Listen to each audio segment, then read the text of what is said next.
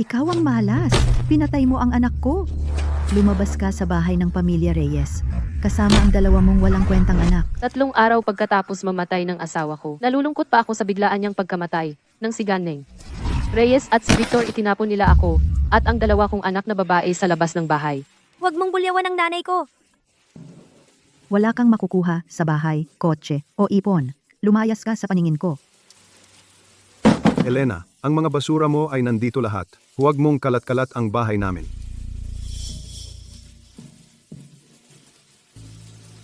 Ang kapatid mo ang nagtayo ng bahay na ito gamit ang sarili niyang kamay bago siya mamatay. May bahagi ako doon. G.N.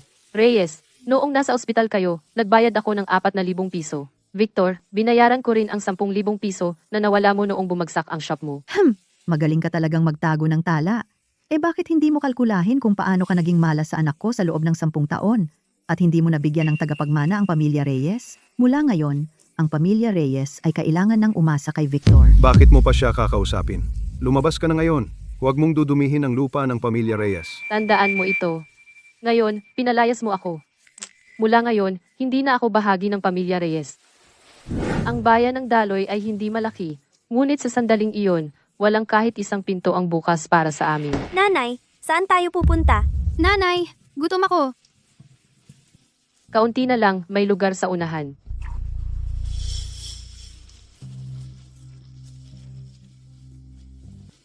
Hoy, hindi ba ito ang manugang na babae ng pamilya Reyes, pinalayas, ha? Marunong ka bang magpakain ng baboy? Oh, Kasama na ang tulog at pagkain. Ang kwarto sa tabi ng kulungan ng baboy ay walang laman, medyo magaspang, pero mapoprotektahan ka sa hangin at ulan. 100 piso bawat buwan, deal. deal. Lumipat ka na.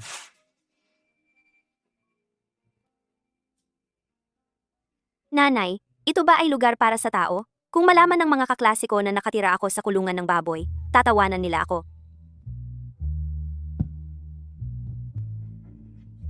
Mia, pumasok ka sa loob. Malamig dito sa labas.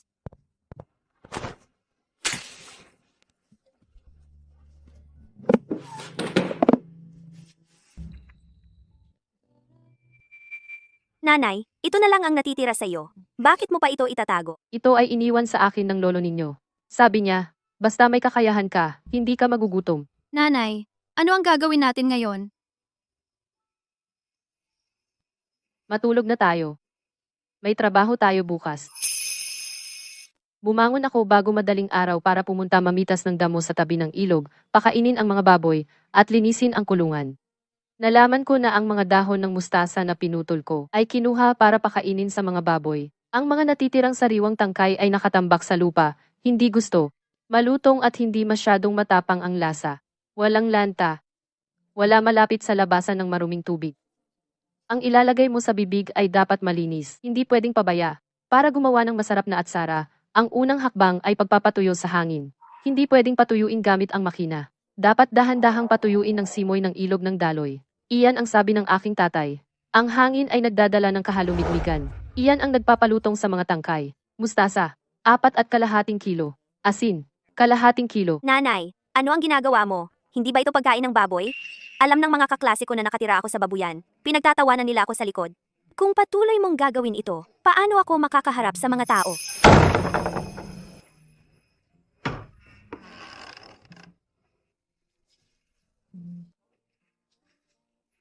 Ika-12 ng Setyembre. Ang unang banga sa tabi ng ilog ng Daloy, mga tangkay, 4.5 kilo. Asin, 1/2 kilo. Ang asin ay dapat sukatin ng eksakto. Ang tubig ay hindi dapat madikit sa mantika. Isara ng mahigpit ang banga. Lokasyon ng pag-aani, itaas na bahagi ng Daloy. Inani pagkatapos ng puting hamog. Ang tagumpay o kabiguan ay nakasalalay sa bangang ito.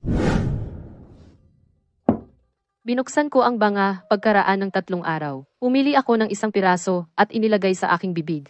Ito ang eksaktong lasa. Tulad ng ginawa ng aking tatay. Nanay, masarap ba? Nanay, napakalutong at mabango. Dapat mong tandaan ang lasang ito. Ito ang iniwan sa atin ni Lolo. Noong ika-15 ng Setyembre, binuksan ko ang banga. Tama ang lasa. malutong, malambot, sariwa, at mabango. Isang banga ng atsara, 3 araw at 3 gabi. Maaari ba nating ibenta? Ang eksperto lang ang makakapagsabi.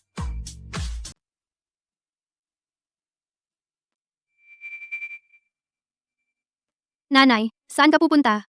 Pupunta ako sa kantina. Bumalik ka na sa pagtulog. Tatawagan kita kapag oras na ng kain. Pagkatapos gawin ang unang batch ng atsara, hindi ako sigurado. Hindi mabibilang kung ako lang ang magsasabing masarap. Kailangan kong ipatikim sa iba para makasigurado. Wow, Elena. Anong kayamanan ba ang dala mo dyan? Kakainin ba to? Pati, tikman mo. Kung pangit, ako mananagot.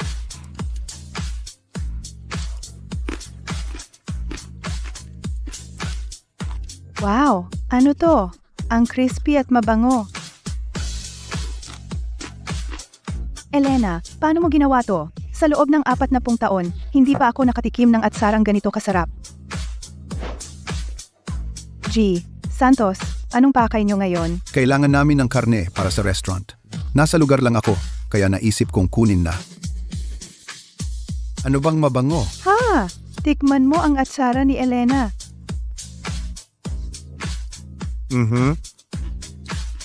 Nakaka-refresh at pampagana.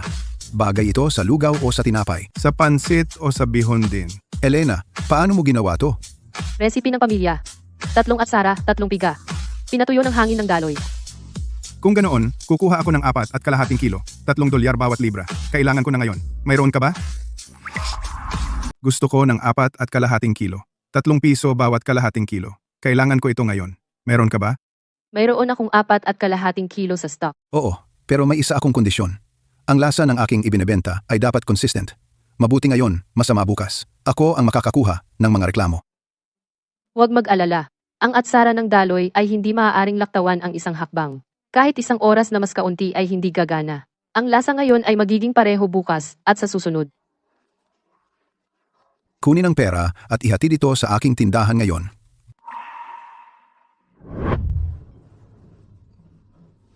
Elena. Ang mga produkto ay mukhang malinis. Mag-test run tayo ngayong umaga. Ito ay isang libreng pampagana mula sa amo. Ang iyong atsara ay kahanga-hanga, malutong at mabango, perpekto sa lugaw. Wow, ito ay masarap. Amo, ano ito? Meron pa bang mga malutong na ito? Isa pang plato, pakiusap. Tingnan mo ang sarili mo, kinakabahan. Ang feedback ay mahusay. Ngayon ay mas abala kaysa karaniwan. Ang 4.5 kilo ay wala na. Susunod na batch, gusto ko ng 13 kilo. 3 piso pa rin bawat kalahating kilo. Ang lasa ay hindi maaaring magbago.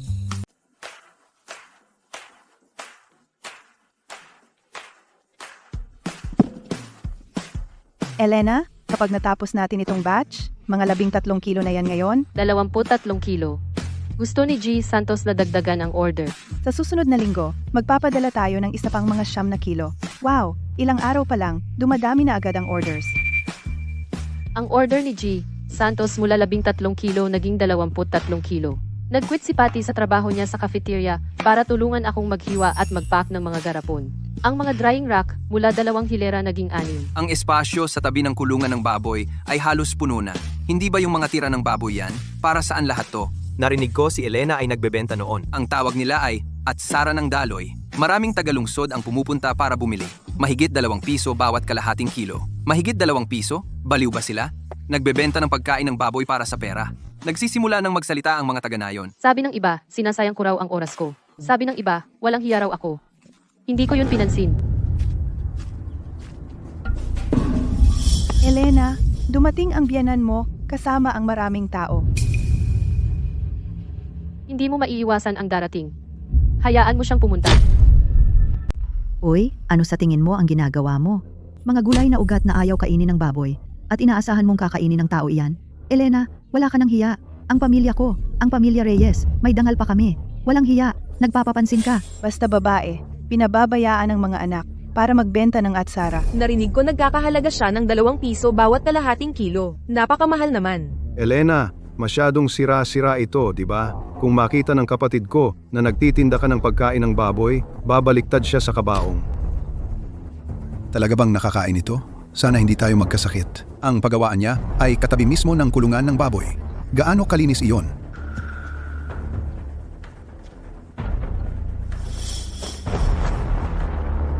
Kung magkasakit ka, babayaran ko ng buhay ko.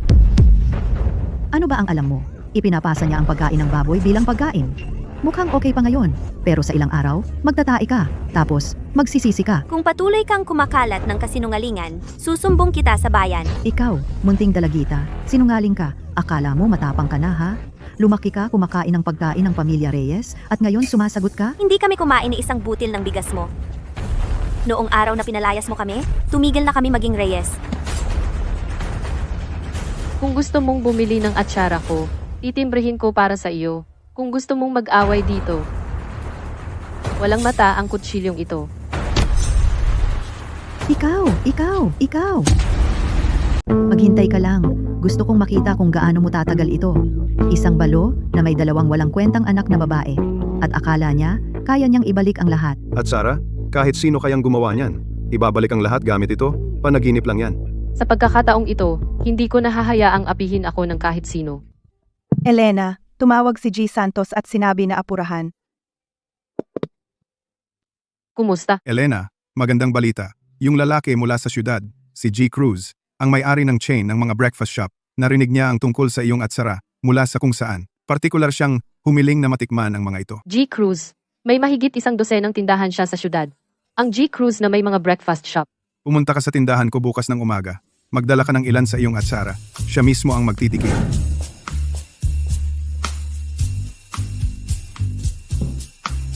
Elena, nandito na si G. Cruz. Sandali lang, kukunin ko siya. G. Cruz, ito si Elena. Siya ang gumagawa ng atsara ng daloy. GNG, Elena. Pwede, huwag mo akong tawaging ganyan. Elena na lang ang tawag mo sa akin. Halika rito, Chen.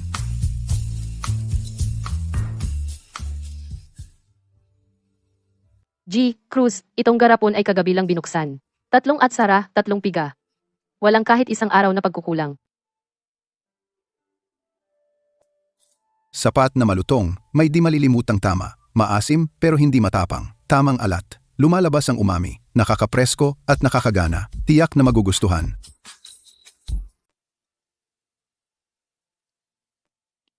Magkano ang kaya mong isupply bawat araw?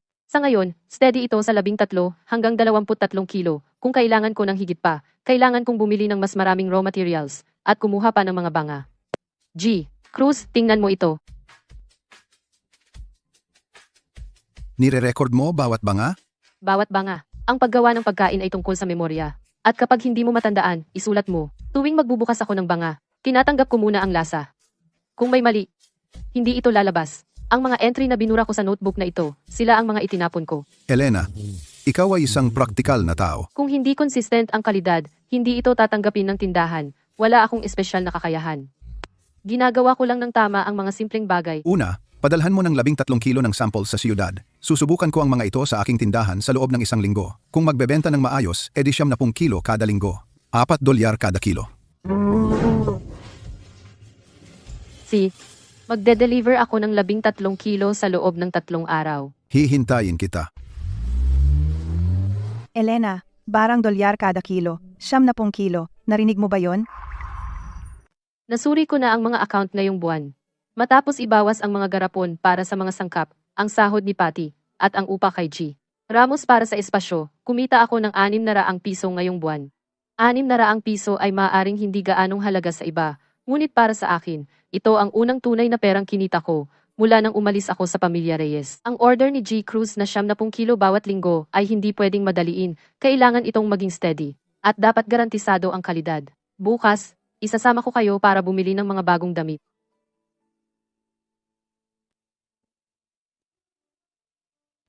Abala Elena, meron akong ideya na mapagkakakitaan para sa iyo. Magkano ang kaya mong gawin mag-isa? Mayroon akong mga tao, isang truck, at lugar ng trabaho sa aking tindahan. Kung tuturuan mo ako ng iyong teknik, babayaran kita ng sweldo. 600 piso bawat buwan. Kaya, hindi ka na mag-aalala sa kahit ano. Kukuha ka lang ng pera bawat buwan. At sino ang kumukuha ng kita? Ang tindahan siyempre. Mayroon kang regular na sweldo. Huwag kang masyadong sakim. Hindi, salamat.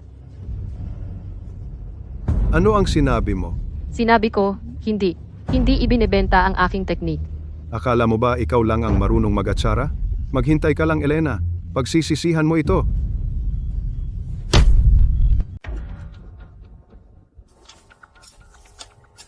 Victor, ito rin. Oh, kung kaya ni Elena, kaya rin natin. Hindi alam ng mga tagalungsod ang pagkakaiba. Basta maalat ang lasa at sara iyon. Bilisan mo, kumuha pa. Aatsarain natin agad. Victor, sobra ba ang asin? Dagdagan mo ng suka. Mabebenta natin ito sa ilang araw. Hintayin natin ang pera. G. Wang, subukan ng atsara ng daloy. Katulad ng kay Elena, akin ay 2 piso bawat kalahating kilo lang. Mura kung maramihan. Anong amoy iyan? Amoy lupa. Masyadong maasim para lunukin. Maalat at mapait. Isoli ang pera ko. Hindi ito atsara. Niloko mo ako. Ilayo mo iyan. Wala kang panlasa. Pare-pareho lang ang lasa ng atsara. Elena, ang iyong bayaw na si Victor ay nagbebenta ng sarili niyang atsara sa bayan kamakailan. $2 kada libra. Kung iisipin ng mga mamimili na ganyan ang lasa ng atsara, sino pa ang bibili sa atin? Elena, kung ang iba ay gumagawa ng palpak na atsara, nasisira ang impresyon ng mga mamimili sa atsara. Kailangan mong tiyakin na makilala ng mga tao ang iyo mula sa kanya. Nanay, mayroon akong ideya. Kumuha ng gagawa ng maayos na packaging, lagyan ng mga label, atsara ng daloy, gawa ng kamay ni Elena, at mag-print ng batch number. Sino gumawa at kailan? Madaling masubaybayan. Kapag nakita ng mga mamimili ang label, malalaman nilang tunay ito. Nanay, hindi ka ba nagtatala para sa bawat garapon? Ang batch number ay tugma sa iyong notebook. Aling batch ang anong lasa ay malinaw na malinaw. Kung may sumubok na kumopya sa iyo, ang mga tala ng batch ay ebidensya. Tama ka. Hindi maaaring sirain ang reputasyon ng atsara ng daloy. Ano ang nagbibigay sa kanya ng karapatan? Ilang ligaw na gulay lang iyon. Paano ako mas masahol pa sa kanya? Bakit nagmamadali? Nanay, ninanakaw niya ang aking negosyo. Umaasa siya sa mga order ni G. Santos. 70 kilo kada linggo. Putulin ang kanyang supply. Tiyaking walang tao sa nayon ang tutulong sa kanya. Hindi niya kakayanin kung iilan lang ang tao. Nanay, magandang ideya iyon. Magandang balita ang order ni G. Cruz, pero ito ay isang hamon. 200 libra kada linggo. Si Patty at ako lang, hindi natin kaya kahit mamatay tayo sa trabaho. Kailangan kong humanap ng tulong. Elena, anong ginagawa mo? Arthur, gusto kitang kunin na magtrabaho para sa akin. Kalahating araw, 15 piso, at sagot ko ang pagkain. Elena, hindi naman sa ayaw kitang tulungan. Ang buong baryo ay nakatingin sa iyo. Ayaw kong magkagulo. Arthur, itago mo na lang ang mga sigarilyo. Kunin mo na kahit hindi ka magtrabaho. Victor, narinig ko pumunta si Elena kay Arthur. Ano kung ginawa niya? Sino naman ang maglalakas loob na tumulong sa kanya mag-atsara ng ilang garapon ng gulay? Akala niya talaga amo na siya ngayon. May sasabihin ako sa iyo. Sino man ang tumulong kay Elena ay kalaban ko. Huwag kayong lalapit sa akin para humingi ng tulong sa susunod. Maayos naman sila. Bakit kailangan nating makialam? Ano ang sinabi mo? Wala. Nanay, hindi darating si Arthur. Natatakot siyang masaktan ng iba. Ano ang gagawin natin? Kung walang tao, hindi tayo lalago. Kahit dumating ang mga order, hindi natin kayang sabayan. Arthur, nandito ka ng maaga. Elena, naisip ko yan buong gabi. Yung trabahong binanggit mo, pag-uuri ng mustasa. Kalahating araw, 15 piso, may pagkain. Valid pa ba ang alok mo? Siyempre, may halaga iyan. Gagawin ko, pero wag mo akong pasalamatan. Nag-iisip lang ako. Balo ka na may 2 anak. Mahirap talaga. Ang mga tao sa baryo ay hindi mangahas tumulong sa iyo. Pero ako, hindi ako natatakot. Kung magkakaaway tayo, edi okay. Arthur, ikaw na ang mag-ayos ng pag-uuri, at ako na ang bahala sa iba. Elena, itong mga gulay ay para sa tao. Alam mo, hindi pwedeng sabay-sabay ang mabuti at masama. Kailangan nating kontrolin ang kalidad sa simula pa lang. Bulos, luma, kinagat ng insekto, wala niyan. Arthur, ang trabaho mo ay mas mahalaga kaysa sa mabigat na paggawa. Tingnan mo ito. Kulubot na ang balat. Hindi natin magagamit. Tuyo na. Hindi ito magiging malutong kapag inatsara. Kaya pala mahal ito ng mga tagalungsod, talagang bagay sa kanin. Arthur, eto ang bayad mo ngayon. $15 at binabayaran mo talaga sa parehong araw? Elena, ako. Pwede ba akong magtrabaho sa iyo?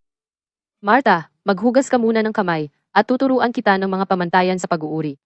Ang malalambot para sa berdeng at sara. Ang matatanda para sa pampalasa ng gisa. Itapon ang mga sira at huwag kang magdamdam. Narinig mo ba? Si Arthur ay talagang tumulong kay Elena na mag-ani ng mga gulay. At sumama rin si Martha. Hindi ba sinabi ni Victor na walang dapat tumulong? Nagtatrabaho sila para sa sahod. Ano naman sa kanya? Haha. Hayaan silang magtrabaho para kay Elena. Kapag hindi niya naibigay ang mga produkto, tingnan mo kung sino ang magbabayad sa iyo.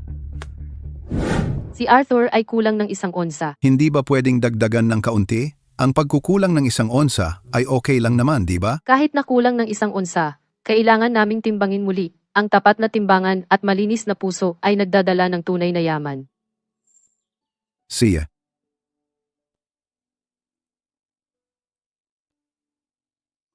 Ang crispness ay tama.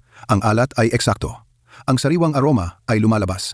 Ang batch na ito ay kasing ganda ng nauna. Walang duda. Elena, natanggap ko na ang mga sample. Sabi ni Chen, ready na sila. Ito ang unang bayad, $720. Papasend ko ito sa iyo sa pamamagitan ng isang tao. Salamat, G. Cruz. Simula sa susunod na linggo, 70 kilo bawat linggo. Kaya mo ba yan sa inyo? Oo, huwag kang mag-alala. Nanay, $720. Nanay, may pera na tayo. Arthur, $48 para sa 3 araw. Martha, $32 para sa 2 araw. Elena, pinipilit ko ang likod ko sa paghuhukay ng patatas buong araw at halos hindi kumita ng ilang dosenang dolyar. Malinaw ang mga numero mo. Patty, ito ay sa iyo. Elena, napakahusay mong magpatakbo ng lugar na ito. Mas patas ka kaysa sa mga malalaking tao sa korporasyon. Elena, nag-hire ka pa ba? Isang grupo ng mga taong makitid ang utak.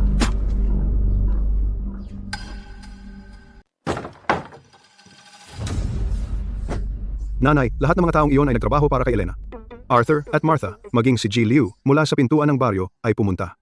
Ang aking mga salita ay wala ng bigat. Kung hindi mo sila mapigilan, pigilan mo ang iba.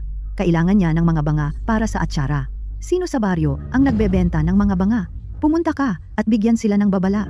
Sino man ang maglakas loob na magbenta sa kanya ay hindi na makakapagnegosyo sa baryo mula ngayon. Ginoo, 30 banga. Banga? Pasensya na. Wala na kaming stock. Hindi ba iyong mga iyon? Iyong ay inorder ng iba. Talagang hindi maaaring ibenta.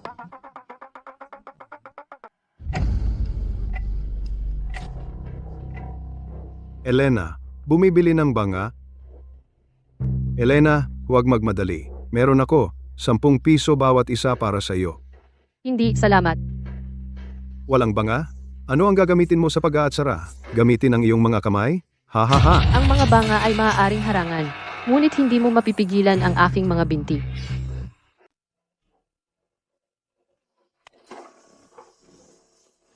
Uy, amo, may mga garapon ka ba? $4 bawat isa. Ilan ang gusto mo? 30. Sige, tutulungan kitang ikarga ang mga yan.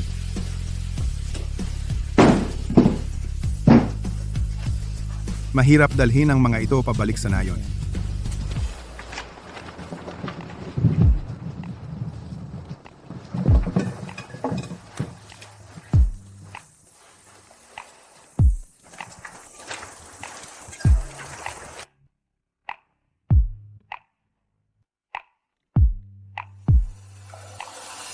Nanay, bakit basang-basa ka?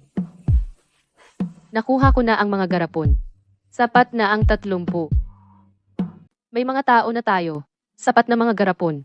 Pero masikip dito. Kailangan nating lumipat. Anong ginagawa mo sa ganitong oras, Elena? Mayor Garcia, tungkol sa abandonadong bodega sa bayan, yung dating kooperatiba ng supply. Gusto ko itong rentahan bilang workshop. Walang laman ang bodegang iyan. Sa loob ng ilang taon, tumutulo ang bubong at sira ang mga bintana. Kailangan mo itong ayusing mag-isa. Kaya ko iyan. Tingnan mo, maginhawa ang pagpapatuyo sa tabi ng ilog. Handa ang tubig sa balon at daan para sa mga truck. Medyo sira lang at nangangailangan ng pagkukumpuni. Major Garcia, ito na. Eto ang renta. Elena, mabilis ka talaga. Mayor Garcia, isa pa. Gusto kong magtatag ng opisyal na workshop. Ang galing. Tungkol sa proseso ng aplikasyon, ako na ang bahala para sa iyo.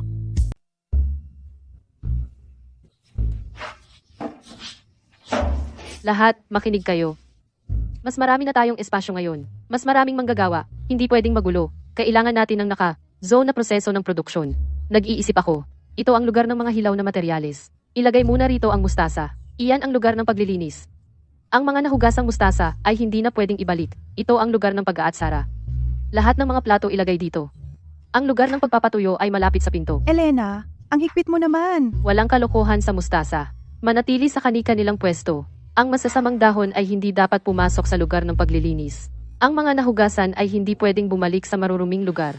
Isulat kung sino ang responsable sa bawat batch, para malaman natin kung sino ang may problema. Tama si Elena. Kung tama ang pagkukunan natin, walang gulo mamaya. Kapag nagbomba tayo ng tubig sa balon, hayaan muna itong tumila. Hindi pwedeng gamitin ng direkta. Simula ngayon, gumamit lamang ng tiniyak na tubig balon sa paghugas ng mustasa.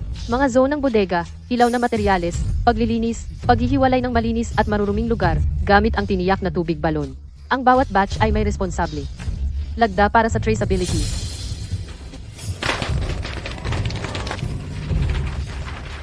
Ipinapahayag ko na ang paggawaan ng atsara ng daloy ay opisyal ng itinatag. Elena, tingnan mo. Nandito si G. Cruz. Simple lang ang lugar, pero mas malinaw ang proseso kaysa sa ibang maliliit na paggawaan. Kulang ang pera, kaya laktawan muna natin ang magarbong tindahan, pero kailangan munang magtakda ng mga patakaran. Dapat garantisado ang kalidad. Simula sa susunod na linggo, 500 libra bawat linggo. Kaya mo bang gawin iyon? 500 libra? Walang problema. Pero kailangan naming ihatid sa 2 batch. Isang batch sa linggo. Maari tayong maging stable sa loob ng 1 buwan. Bibigyan kita ng 4 na piso bawat kalahating kilo. Hayaan mong maglatag ako ng ilang patakaran. Una, babayaran ka sa parehong araw. Walang delay. 1 araw na trabaho. 1 araw na sweldo. Pangalawa, libre ang pagkain at tirahan. Kung malayo ang inyong bahay, pwede kayong tumira dito. Mag-set up ako ng mga kama. Pangatlo, kapag nagtatrabaho kayo dito, huwag ninyo akong tawaging amo. Tawagin ninyo akong Elena. Sanay na ako. Elena na ang tawag ko sa kanya lagi. Pang-apat, kung magaling ang trabaho ninyo, tatandaan ko iyon. Kung may problema kayo sa bahay, sabihin lang sa akin. Tutulong ako sa abot ng aking makakaya. Elena, naghahanap ka pa ba ng trabahador? Kaya kong gawin ng kahit ano. Oo, pero may 3 kondisyon. Walang pagtatamad. Huwag mag-aksaya ng mga materyales. Itala ng maayos ang mga account. Kung kaya ninyo iyon, kasama na kayo. Kaya ko yun! Kaya ko! B. Elena, kasama na rin ako. Elena, bilangin mo ako. Elena, lumalawak talaga ang iyong pagawaan. Mas maraming order, mas malaking paggawaan, pero dapat tumaas ang pamantayan para sa mga manggagawa. Upang matiyak ang kalidad, kailangan ko silang sanayin. Atsara ng daloy, talong atsara, 3 piga, 3 araw at 3 gabi, hindi pwedeng kulang kahit 1 araw. Unang hakbang, unang atsara, unang piga para mawala ang hilaw. Unang atsara para mawala ang hilaw. Pagkatapos hiwain ang mustasa, asinan muna. Ang sukat ng asin ay 4.25 kilo ng mustasa na may 1/2 kilo ng asin. Elena, hindi pwedeng kulang ang asin. At hindi rin pwedeng sobra. Ang higpit naman. Sa pagluluto, ang pagiging maselan ay patakaran, at hindi pwedeng labagin ang patakaran. At siyarain ito ng 6 hanggang 8 oras para mailabas ang mapait na katas. Pagkatapos, ilagay sa rack at piga para maalis ang tubig. Ito ang tinatawag na unang piga. Ikalawang hakbang, ikalawang atsara, ikalawang piga para sa lasa. Sa ikalawang araw, magdagdag ng 0.36 kilo ng asin, 0.09 kilo ng pamintang Sichuan, at 0.045 kilo ng star anise. Mabango. Ikalawang atsara, ikalawang piga para sa lasa. Ikatlong hakbang, ikatlong atsara, ikatlong piga para sa itsura. Sa ikatlong araw, idagdag ang mga sikretong pampalasa. Elena, anong pampalasa ba yan? Pakita naman.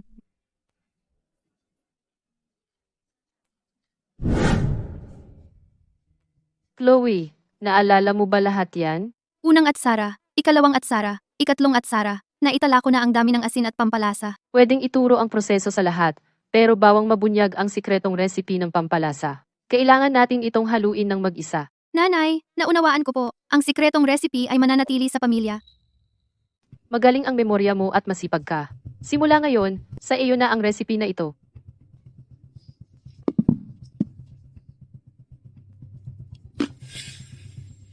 Sino ang gumawa ng batch na ito? Elena, ako po. Ano po ang problema? Gaano katagal mo inatsara ang pangatlong atsara? 4 na oras. Akala ko hindi sapat ang oras, kaya pinres ko ng maaga. Nanay, walang makakapansin, di ba? Eh dahil walang makakapansin, okay na.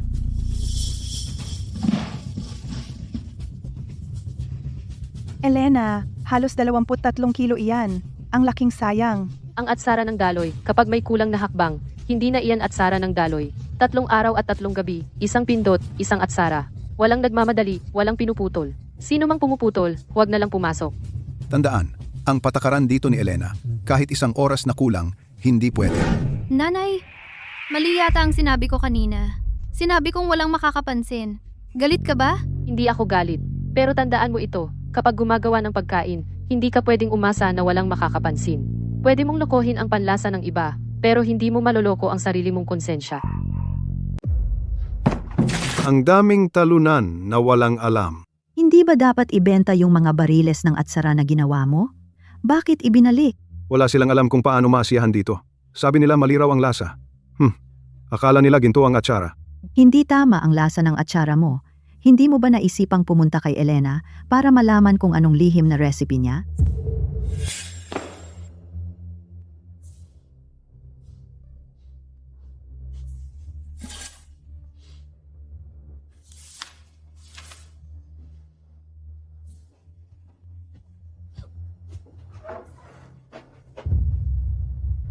Victor. Nanay, may pumasok sa bodega. Sino? Victor.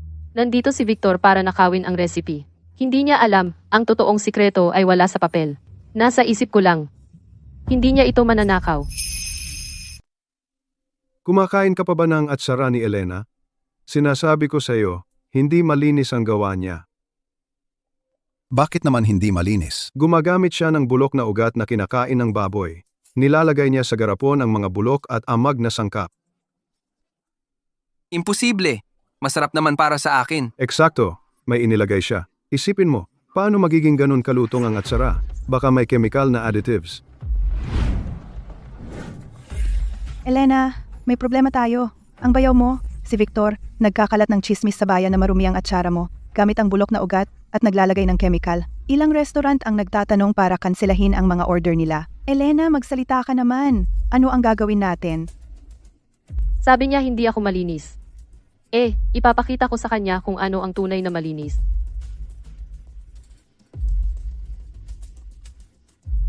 Kumusta? Gusto ko po magpatingin ng pagkain. Residu ng pestisidyo, mabibigat na metal, at mikrobyo. Lahat. Hindi ito tungkol sa usapan, tungkol ito sa report. Patty, Arthur, pwedeng tumakbo para sa akin? Mag-post kayo sa bawat maliit na restaurant na katuwang natin sa bayan. Sige, gagawin ko. Kita mo, ang atsara ng daloy pumasa sa lahat ng provincial test. Pwedeng kainin ng walang alalahanin. Elena, teka lang. Ibabagsak kita. Tingnan mo, malaki ang kinikita ni Elena. Halos wala ang ibinibigay sa mga manggagawa. Siya ang kumukuha ng malaking bahagi para sa sarili. Natutunan ko na kapag nakikipag-usap kay Victor, ang pinakamagandang sandata ay hindi mga salita, kundi ang ledger. Araw ng sweldo ngayon. Ipopost ko ang accounts ngayong buwan. Kahit sino ay maaaring makita ito.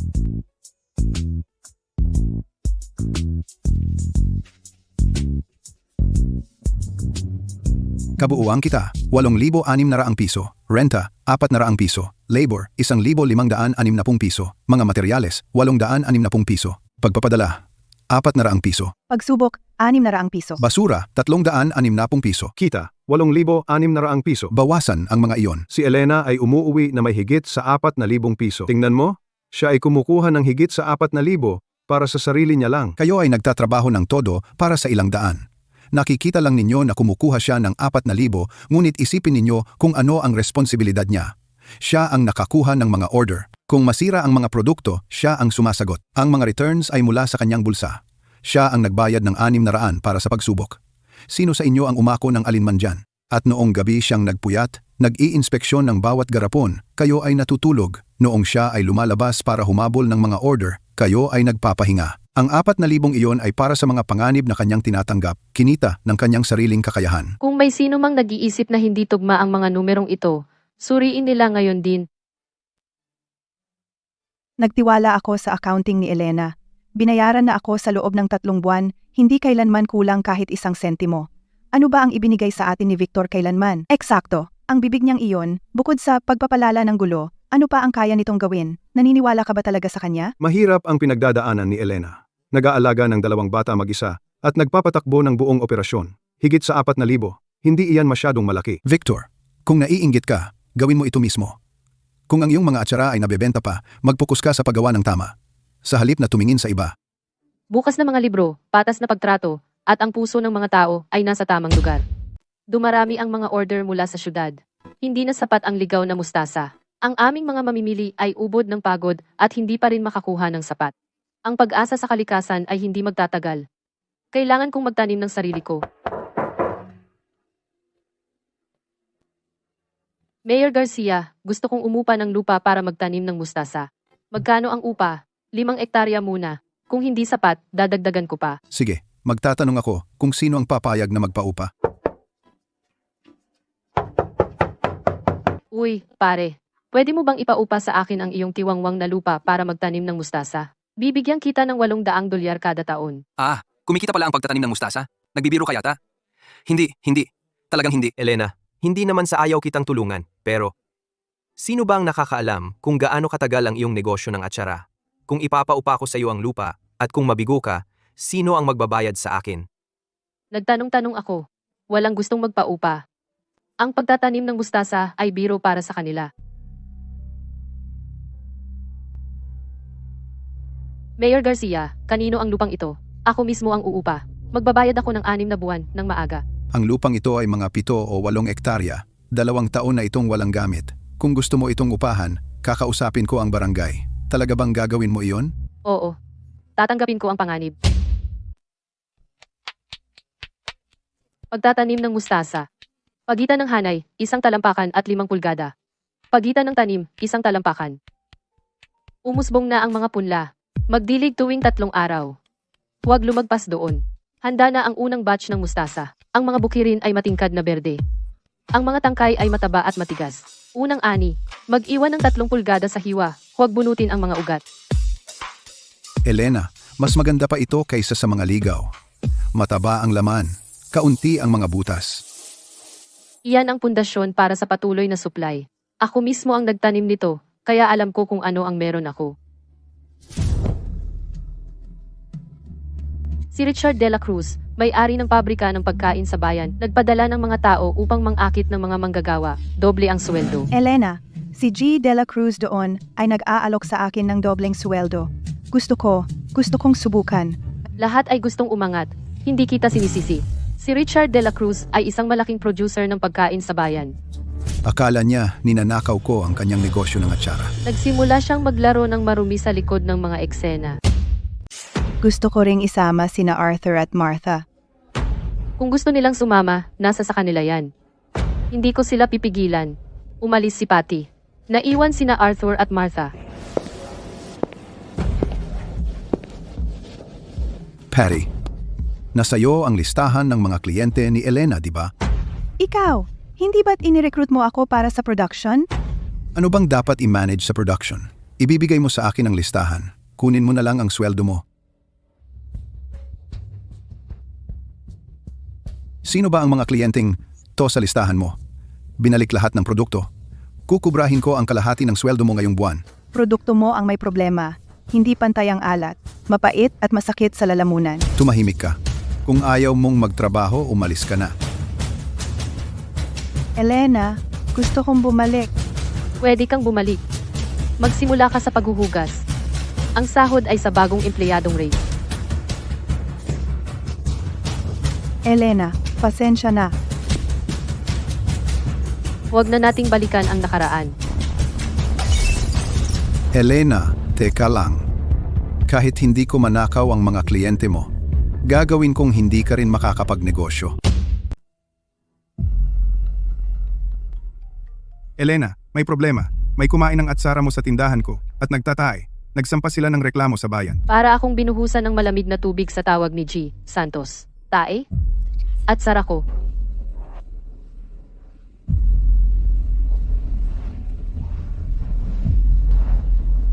Dati, lagi kong kinakain itong brand. Hindi ako makapaniwala na ganito ito kadumi. Kumakalat na sa internet. Sabi nila gumamit daw tayo ng bulok na ugat. Hindi na ako kakain yan. Gumalaw na si Richard.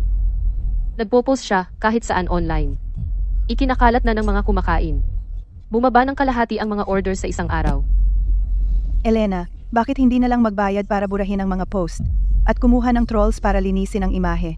Hindi na kailangan ng recall. Masyadong mahal. Oo, Elena. Masasayang lahat ng nirecall na produkto.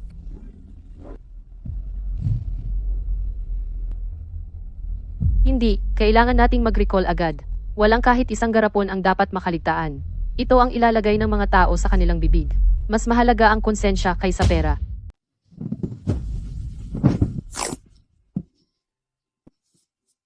Ihatid mo agad sa testing center ng probinsya. Makalipas ang 3 araw, dumating na ang resulta. Maayos naman ang aking atsara, yung customer na yun ay nagtatae dahil sa ibang atsara.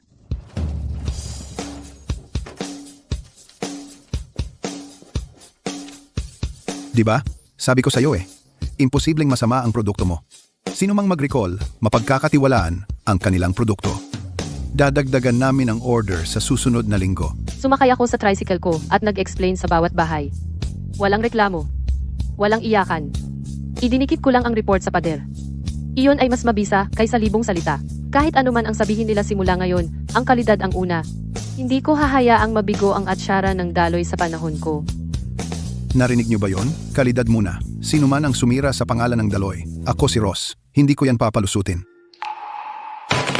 Elena, tungkol naman sa cake sa bayan, kung maglakas loob kang kumuha ng piraso, makikita natin. Elena, kung hindi mo ako aalagaan sa aking katandaan, mamamatay ako rito. Nandito si Gianj Reyes. Nandito siya para sa pera ulit. Si Victor ay nalugi sa negosyo. Nalulunod siya sa utang sa mga loan shark. Apta. Sa. Elena, tulungan mo ako. Puputulin nila ang kamay ko. Pasok. Narito ang 10,000 piso. Simula ngayon, tapos na tayo. Pirmahan mo rito at selyuhan. Pangako na hindi mo na kami aabalahin. 10,000? Maliit na bagay yan. Manugang ka ng pamilya Reyes. Ang perang kinikita mo ay bahagi sa amin. Maaari kong patunayan iyan. Matagal na kaming hindi bahagi ng pamilya Reyes. Noong araw, ikaw mismo pinalayas kami sa bahay. Nakita ng buong baryo. Lahat kami ay makakapagpatunay niyan. Si Elena ay pinangalanan bilang natatanging nagbabayad ng buwis ng bayan. Kung mahuli ko pa ang sinuman mula sa pamilya Reyes na nambubuska sa kanya, huwag mo akong sisihin sa pagiging walang puso. Tara na, Elena. Umalis na tayo. Kukunin mo ba ito? Kung hindi, itatago ko na.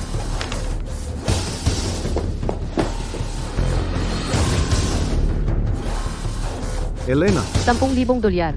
Putol na ang lahat ng ugnayan natin. Mula sa araw na iyon, ang pamilya Reyes ay pamilya Reyes, at ako ay ako lamang.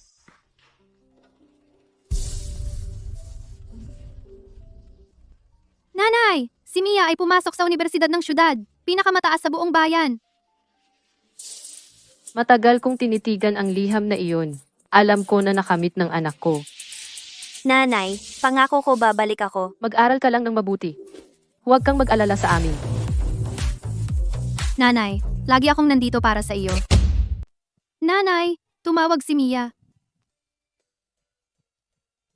Nanay, mas mataas ang presyo ng mga atsara sa mga supermarket sa kabisera. Mas mahal kaysa sa atin, pero mas masarap ang lasa ng iyo. Kumakain ako sa cafeteria, sabi ng mga kaklase ko. Nangungulila sila. Ipinapaalala nito sa akin ang iyong mga atsara. Nanay, dapat mong ibenta ang iyong mga atsara sa kabisera. Ang tawag ni Mia ay parang isang maliit na bato na itinapon mismo sa puso ko. Maganda ang benta sa kabisera. Paano kung ang aking mga atsara ay maaari ring ibenta doon? Ross, may kilala ka bang nagde-deliver sa kabisera? Gusto kong tingnan ang wholesale market sa kabisera. Ang aking pamangkin ay isang driver ng truck sa kabisera. Magtatanong ako para sa iyo. Pasensya na sa abala. Walang problema.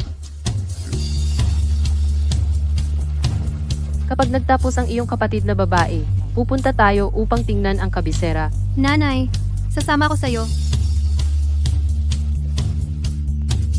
Gaano kalayo ang daan patungo sa kabisera? Hindi ko alam. Pero alam ko na ang ilog ay dumadaloy doon. Kaya maaari rin akong pumunta doon. Dumarami ang mga order. Hindi sapat ang bodega. Siksikan ang mga manggagawa. Mabagal at nagkakamali kami. Kailangan nating palawakin itong bodega. Mayor Garcia, yung abandonadong bodega ng kooperatiba sa tabi, pwede ko pa ba itong arkilahin? Gusto mong palawakin? Hindi na kami kasya. Sige, tutulong akong magayos. Yung bodegang iyon ay walang laman ng ilang taon. Perpekto ito para sa iyo. Ibain natin itong pader. Pagdugtungin ang dalawang gilid. Doble ang laki ng lugar. Sapat na iyon. Tumigil kayong lahat, may sasabihin si Elena. 3 araw at 3 gabi. 3 atsara, 3 piga. Unang araw, alisin ang hilaw na lasa. Ikalawang araw, ibabad ang lasa. Ikatlong araw, itakda ang anyo. Tandaan, ang atsara ng daloy lalabas sa tapayan sa loob ng 3 araw. Wala kahit isang oras na bawas. Una, patuyuin muna sila sa hangin. Isabit mo sa tabi ng ilog. 3 araw na hangin ng ilog. Hindi pwedeng madaliin. Ang unang tapang ay nag-aalis ng amoy, ang ikalawa ay nagdaragdag ng lasa, at ang ikatlo ay nagtatakda ng hugis. Hindi pwedeng laktawan ang anumang hakbang. Kung ikaw ang responsable sa isang batch, isulat mo ang iyong pangalan sa label, para malaman natin kung sino ang hahanapin kung may problema. Isa pang pahina sa notebook. Mas maraming tao, mas maraming pera, hindi pwedeng puro salita ko lang. Kailangan umasa sa mga patakaran at libro. Elena, ginawa mo akong pinuno ng paghuhugas. Natatakot ako na hindi ko kakayanin. Ikaw ang pinakamaingat na manggagawa. Kung hindi mo kaya, sino pa? Huwag kang mag-alala, gawin mo lang. Naging pinuno ng paghuhugas si Martha. Dati siyang pinakamahirap na balo sa baryo. Ngayon siya ang namamahala sa mahigit 100 tao. Pinapanood ko siyang lumayo. Pakiramdam ko nasa tamang landas tayo.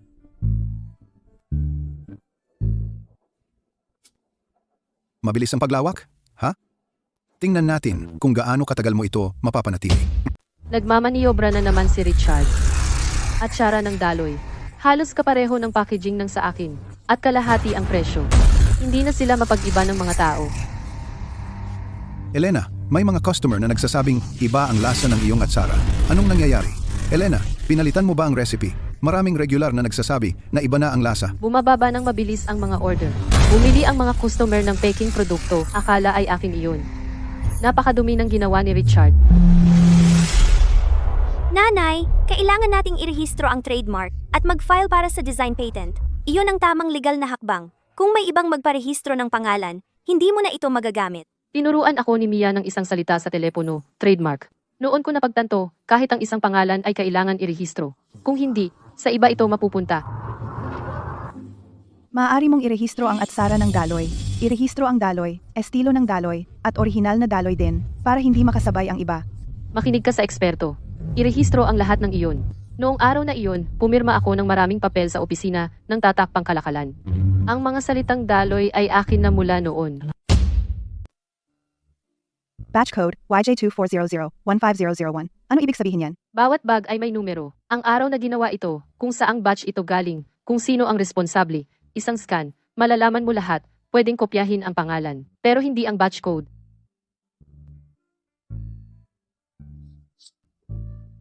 Tingnan mo si Chloe. Matigas ang ulo gaya ng nanay niya. Kung medyo baliko ang label, ginagawa niya ulit. Kapag pinapanood ko siyang magbalat at magdikit ng labels, napapanatag ang loob ko. Kapag nakatikim ka na ng totoo, isang kagat malalaman mong peke. Mapait? Kapag nakatikim ka na ng totoo, isang kagat, malalaman mong peke. Mapait. Kapag nakatikim ka na ng totoo, isang kagat malalaman mong peke. Sobrang mapait.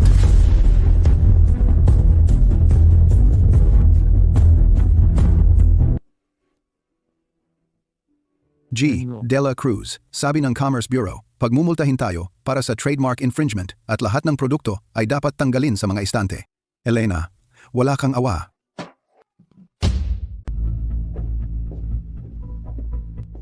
wala na ang tindahan, at wala na rin ang pera. Ano ang gagawin natin ngayon? Ang tindahan ni Victor ay nasangla na. Ang 10,000 piso na ibinigay ko sa kanya ay nasama doon, bayad na ang utang. Pero wala na siyang natira. Elena, nandito si Ging Reyes. Elena, bayaw mo pa rin si Victor. Tulungan mo siya. Hayaan mo siyang magtrabaho dito. Magsimula siya bilang taga-karga. Parehong sweldo sa iba. 1 buwan na probasyon. Tanggalin siya kung lalabag sa patakaran.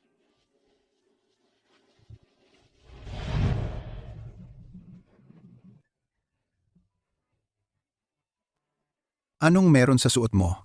Isuot mo ang damit pang trabaho at magsimulang magkarga.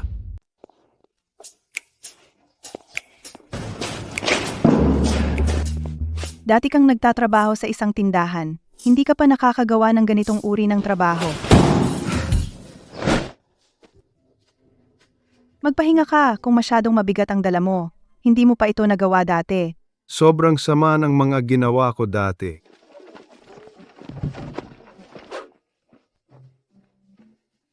Pupunta ka bukas? Nandoon ako.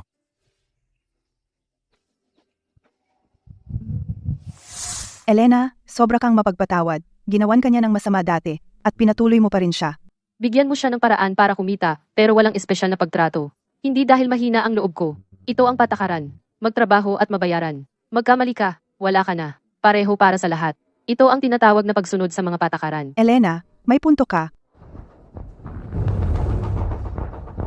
Nanay, mali ang pagkakalagay ng mga label sa batch na ito.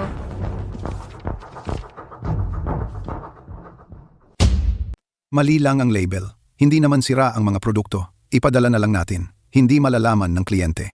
Oo, Elena, 200 kahon iyan. Mag-unpack at mag-relabel? Gaano katagal iyon? Naghihintay ang kliyente. Ibaba ang track, sir. Maling batch ay maling produkto. Ibaba lahat. Suriin muli ang bawat kahon. Elena, gaano katagal ito? May bayad sa overtime. Pero kailangan tama ang mga batch. Walang kahit isang mali.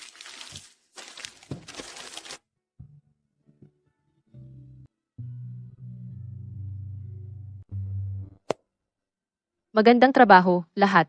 Lahat ay makakakuha ng dagdag na $20 ngayon. Elena, nasaan ang padala? Kailangan ko ito sa mga istante ngayon. Pasensya na. Maling label ang batch kahapon. Doble kinala ko lahat, darating ang shipment bago magtanghali. Maling label? Ginawa mong muli lahat para doon? Maling batch ay maling produkto. Maaaring mahuli ang produkto, ngunit hindi dapat mali. Elena, sa ganyang ugali, mula ngayon, lahat ng produkto mo ay kukunin ko na. Hindi ako makapaggarantiya sa iba, ngunit sa iyo, nagtitiwala ako. Hindi nakakatakot ang pagkakamali. Ang nakakatakot ay ipadala pa rin ito. GNG. Elena, ang presyo ng Sichuan pepper na ito, kalahati ng kasalukuyan mong binabayaran. Sa mga pampalasa, hindi napapansin ng mga customer ang pagkakaiba. Makakatipid ka ng libu-libong piso sa isang taon. Madali. Elena, kinompute ko na. Ang paglipat ay makakatipid ng mahigit 10,000 piso sa isang taon. Hindi tayo pwedeng magtipid sa sangkap ng daloy. Kumuripot ka ng konti, malaki ang epekto sa lasa. Genging. Elena, pag-isipan niyo po. Genging. Sa presyong iyan, wala nang dapat pag-isipan. Hindi lang ako hindi lilipat, mag-order pa ako ng mas mahusay. Simula ngayon, lahat ng bibilhin nating sangkap dapat ay dekalidad. Okay lang, kahit medyo mas mahal. Sige Elena, asikasuhin ko na agad. Elena, 10,000 piso sa isang taon? Hindi ka ba nababahala? Magtipid ngayon, mawawala ang pangalan ng daloy bukas. Elena, na-order na ang mga piling pampalasa. Darating sila sa susunod na linggo. Ang presyo ay 30% mas mataas kaysa dati. Elena, matagal na akong namimili at ito ang unang beses na may tumanggi sa isang deal, laktawan ng mumurahin at pumili ng mahal. Pero nirerespeto kita dahil doon. Ang produkto mo ay sarili mong obra maestra. Sa negosyo ng pagkain, importante ang integridad. Kailangan maging tapat ka sa iyong konsensya. Nanay, tatandaan ko iyan.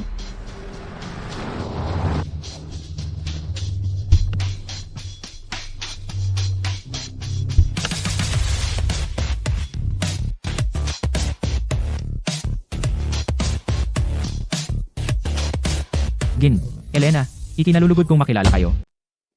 Ito ay isang tagapamahala mula sa supermarket ng Tuktok. Isang malaking hapon na kadena ng supermarket. Ito si G. Mendoza. Pakiusap, mag-usap tayo sa loob.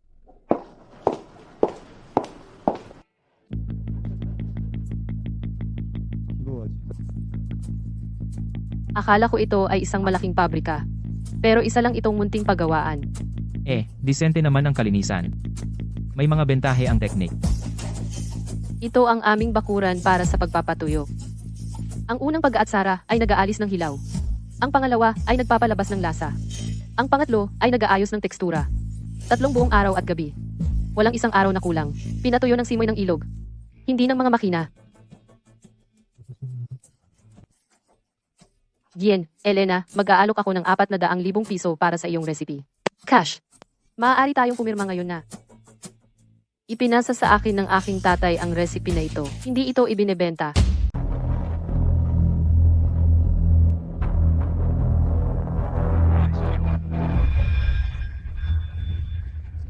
Hindi mo kailangang ibenta ang recipe. Pwedeng ibigay ko sa iyo ang paglilisensya. Ilagay ang iyong atsara sa supermarket ng Tuktok. Ang supermarket ng Tuktok ay isang sikat na chain sa buong mundo. Ang pagkakataong ito ay magbibigay daan sa iyo upang mapalawak sa parehong lokal at internasyonal na merkado. Pero may isang kondisyon. Dapat mong gamitin ang label ng Tuktok. Tawagin itong Zenith Japanese Pickles. Hindi atsara ng daloy.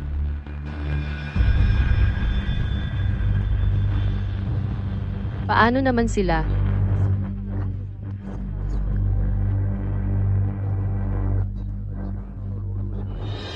Ang kumpanya ay may sariling mga manggagawa. Ako, si Elena, ay may prinsipyong 4 na hindi sa negosyo.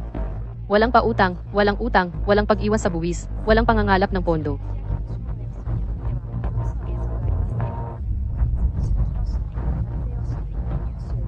Ang daloy ay kung saan ako isinilang at lumaki. Ang mga atsarang ginawa sa daloy ay dapat tawaging atsara ng daloy. Hindi sila maaaring magkaroon ng ibang pangalan.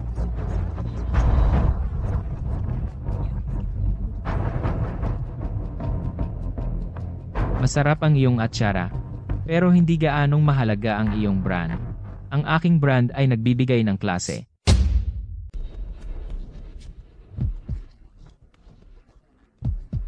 Wala kang kwenta, isa ka lang tindera sa kalye. Wala kang mararating.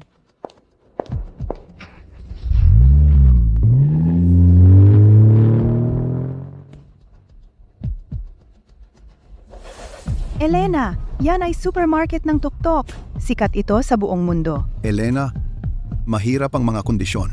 Pero bihirang pagkakataon ito.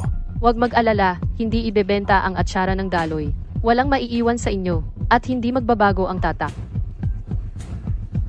Ang pangalang daloy ay mas mahalaga kaysa sa anumang halaga.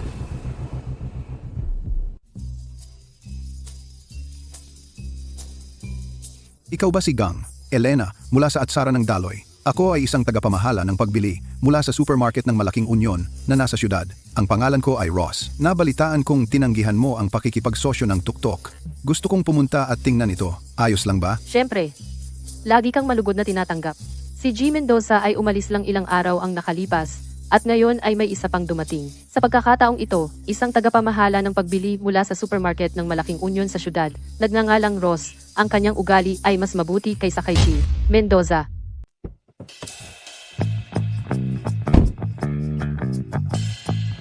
DNG. Elena, marami na akong narinig tungkol sa iyo. Si Ross ay hindi basta-basta dumadaan tulad ni G. Mendoza. Yumuyo ko siya para tingnan ang mga label sa mga garapon. Tinanong niya kung paano nakaset up ang mga batch code. Pumunta siya sa lugar ng paghuhugas. Tinanong niya kung ang tubig ay mula sa balon o gripo. Pumunta siya sa mga patuyuan. Tinanong niya kung ilang araw sila nakakakuha ng simoy ng ilog. Ano ang ginagawa nila kapag umuulan. Mukhang sobra akong nagtatanong. Sana hindi kayo nagagalit, GNN. Elena, mahigpit kami sa pag-audit ng supplier sa aming supermarket. Ang pagtatanong ng detalyado ay mabuting bagay. Ang tunay na alalahanin ay kung hindi ka nagtanong. Ito ang unang batch na gawa sa ligaw na mustasa. Ang mga ito ay gawa sa nilinang na mustasa na tinatanim namin ngayon, matatag na ani, at pare-parehong kalidad. Ito ang gift box set. Ang mga sangkap ay mas maingat na pinipili. Sa pag-aani, pumipili lamang kami ng pinakamalambot na bombilya ng tangkay. Kumukuha kami ng 3 libra sa bawat 10.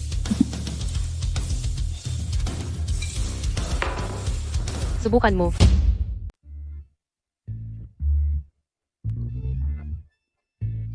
Kalutong, kaasinan, lasang umami, lahat ay napakahusay. Ang pangatlo ay talagang masarap. Isang subo lang, malalaman mong iba ang sangkap. Ang kalidad na ito ay sapat na para sa syudad. Pero sapat ba ang produksyon mo? Matatag ba ang daloy ng supply? Ang supermarket ng Malaking Union ay hindi maliit na tindahan. Ang maubusan ng stock ay malaking bawal. Hindi ako tumatanggap ng order na hindi ko kaya. Pwede kang pumunta at mag-inspeksyon kahit kailan. Sige, gagawa muna tayo ng pagsubok. Kontakin mo ako kapag handa ka na.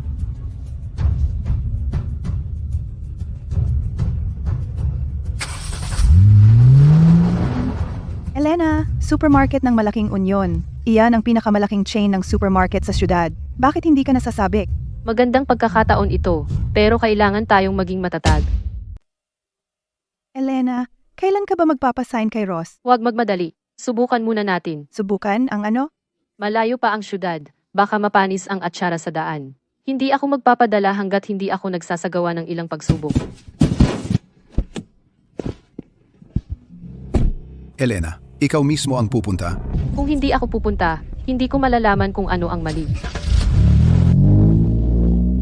Isang oras na, normal ang lasa.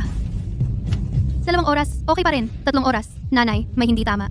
Arya, Noong nakarating kami sa syudad at binuksan ang pakete, tinikman namin, matagal na itong nakasil. Nawala ang crispy ng atsara. Dapat airtight ang seal. Dapat mababa ang temperatura. Hindi dapat masyadong malaki ang pakete. Lumipat sa high seal na bag. Gumamit ng refrigerated trucks. Bawasan ng kalahati ang bigat ng pakete. nanay, mahal ang refrigerated trucks. Mahal man o hindi, kailangan nating gamitin ang mga iyon. Mas mahal ang masamang kalidad.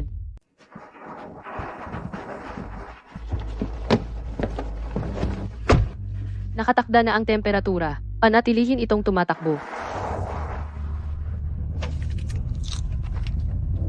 Ang temperatura ay 39 na degrees Celsius. Medyo kulang pa ang lasa. Nanay, hindi pa sapat ang crispiness. Ang pangalawang batch ay kulang sa crunch. Hindi ang temperatura ang problema. Masyadong matagal na pumasok ang hangin sa packaging. Nasira pa rin ang mga atsara. Tara na.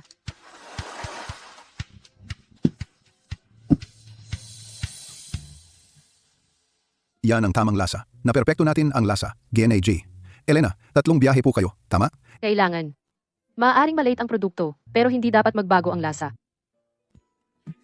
Elena, nagtagumpay ba?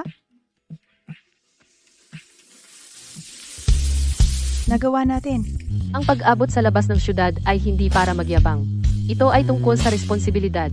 Ang shipment na ito ay nakarating sa kabisera ngayong araw dahil 3 beses tayong nagbiyahe para maihatid ito at isa-isang niresolba ang bawat problema.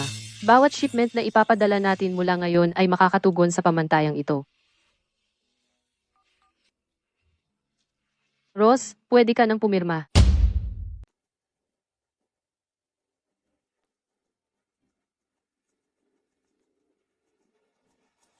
GNN. Elena, sinusubukan naming mag-supply sa 2 tindahan sa syudad. 1,000 libra bawat linggo, sa loob ng 1 buwan. Nagbibigay kami ng 1,000 libra kada linggo. Buwanan ng bayad. Tumatanggap kami ng pagbabalik kung sira ang kalidad.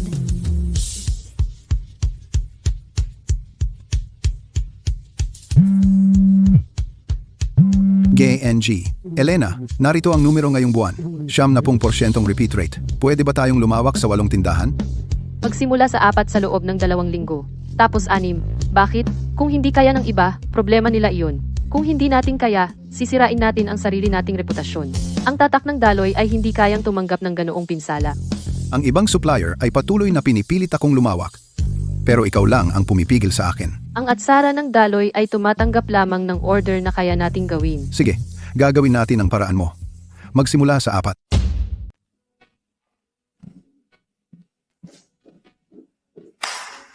Simula ngayon, gagawa tayo ng pang-araw-araw na ulat ng operasyon. Bawat bagay ay dapat punan. Magulo, ikaw ang may pananagutan. Hindi mo pinunan. Tanggal ka.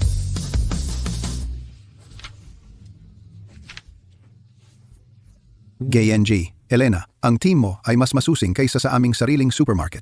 Ang mga detalye ay nagdudulot ng katatagan. Ang katatagan ay nagdudulot ng mahabang panahon. Yung iba, sumisigaw lang na walang problema.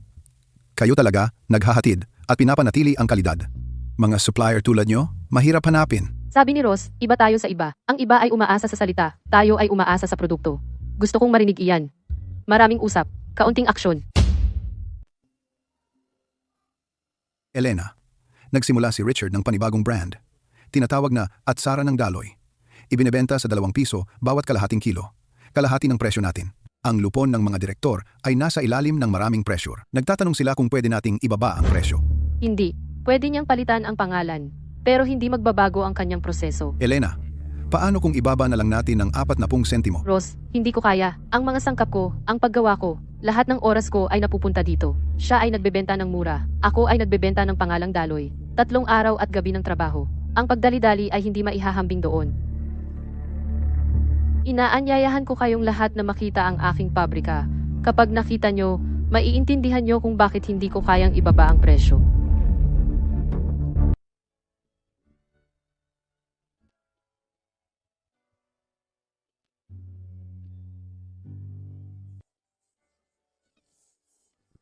Kinakailangan ito ang tradisyonal na proseso ng 3 Mula sa atsara at pag-aatsara 3 hanggang pindot. pagpindot. Umuulit ng 3 beses, 3 araw at gabi. Hindi pwedeng laktawan kahit isang araw.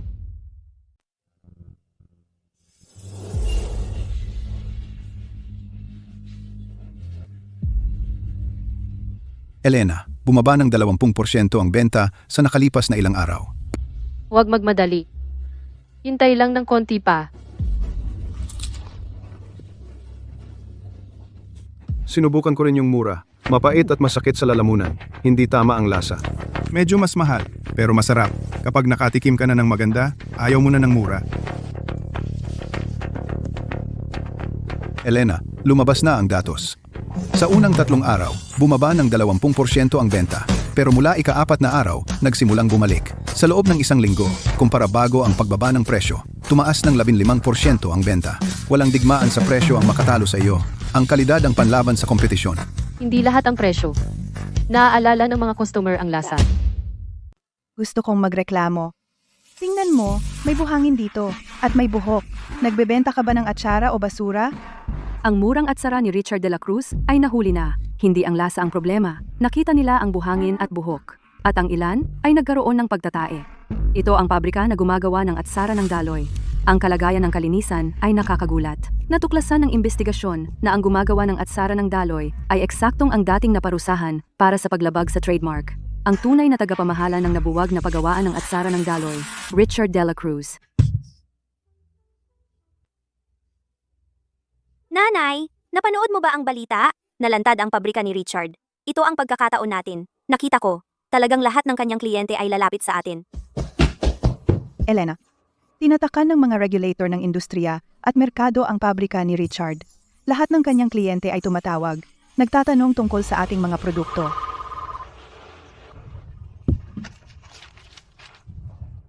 Elena, sumabog ang mga order. Tumaas ito ng 3 beses. Elena, lahat ay nagmamadali para sa mga produkto. Kahit itaas natin ang presyo, bibili pa rin sila. Walang pagtaas ng presyo, pero linawin natin. Malaki ang volume natin. Ang mga order ay nangangailangan ng paghihintay.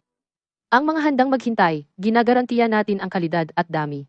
Ang mga hindi makapaghintay ay makakakuha ng buong bayad balik. Ang Daloy ay hindi gumagawa ng 1 beses na transaksyon. Bakit hindi nating itaas ang presyo ngayon? Kailan nating itaas? Hindi ibig sabihin ng pagiging matatag ay magtataas ng presyo ng padalos-dalos. Ito ay tungkol sa pagpapanatili ng pamantayan. Hindi pagpapalabas ng mga sirang produkto. Dumarating ang mga customer dahil sa kalidad. Hindi natin dapat hayaan na isipin nila na sinisipan natin sila habang nasa ilalim. Si Richard ay lubog sa utang. Ang kanyang pabrika ay kinumpiska at isinubasta ng korte. Elena, tapos na siya. Magbibid ako sa kanyang pabrika. Ano? Bilhin ang kanyang pabrika? Niloko kanya ng maraming beses. Binibili ko ang mga kagamitan. At hindi naman may kasalanan ang lugar. Ang kanyang pabrika ay nasa gilid ng syudad. Magandang lokasyon. Maginhawang transportasyon. Mas mura kaysa magtayo ng sarili natin. $140,000. $150,000. $150,000. $160,000. $180,000. Ikalawang tawag. $200,000. Benta. Richard, Sinubukan niya akong sirain sa pamamagitan ng mababang presyo, ngunit siya mismo ang nasira, hindi dahil magaling ako. Dahil nakalimutan niya na sa negosyo ng pagkain, ang konsensya ay mas mahalaga kaysa pera.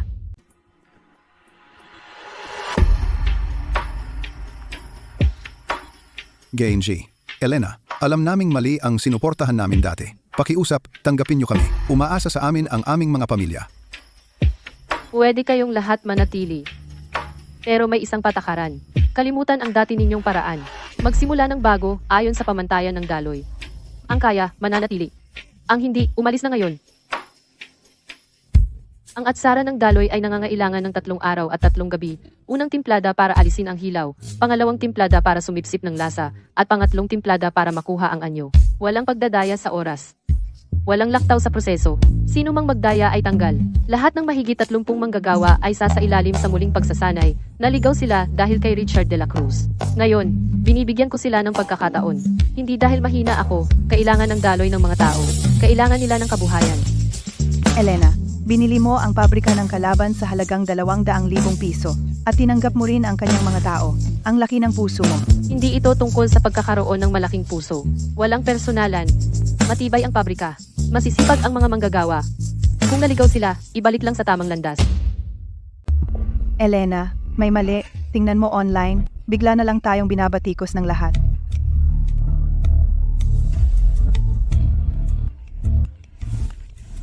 May naghukay ng lumang litrato ko na nag-aatsara sa tabi ng kulungan ng baboy. Kumalat ang post magdamag. Bumaba ng sobra sa kalahati ang orders sa isang araw lang. Elena, gumastos ka para burahin ang mga post. Pigilan ang opinyon ng publiko. Oo nga, Elena. Hindi na tayo pwedeng magpatuloy ng ganito. Nanay, huwag mong burahin. Ang pagbura ay magmumukhang na konsensya. Tutulungan kitang gumawa ng pahayag sa publiko, buksan ang pabrika, at papasukin ng media para mag-film. Huwag burahin ang mga post. Gawing publiko ang lahat ng proseso natin. Hayaan ang media na pumunta at mag-film. Kung papapasukin natin sila, hindi ba iyon ay? Ano ang dapat katakutan? Wala tayong itinatago.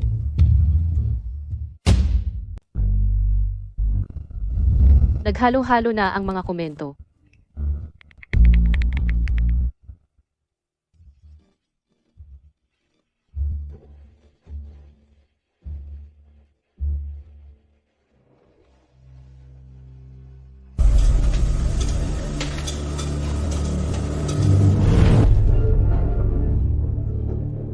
Geng, Elena, kumakalat ang ilang maling chismis online. Paano mo iyon sasagutin?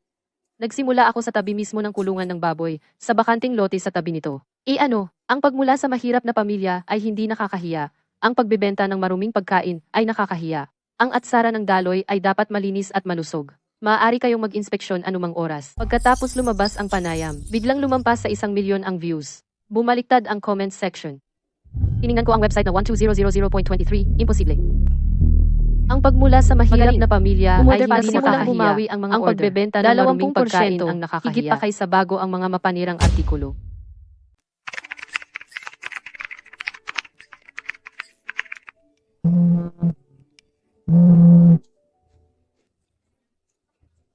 Mia sa universidad, nakakuha ng mga kaklase para magbahagi ng positibong pagbabalita. Sinabi niya online kailangang labanan ng mga online tactics. Ang linyang hindi nakakahiya ang galing sa mahirap na pinagmulan at nakakahiya ang pagbebenta ng maruming pagkain ay ginawang poster. Ipinareha sa isang larawan ko sa tabi ng mga patuyuan. Nag-viral online ang poster. Ipinaskil pa nila ito sa mga pasukan ng supermarket sa siyudad.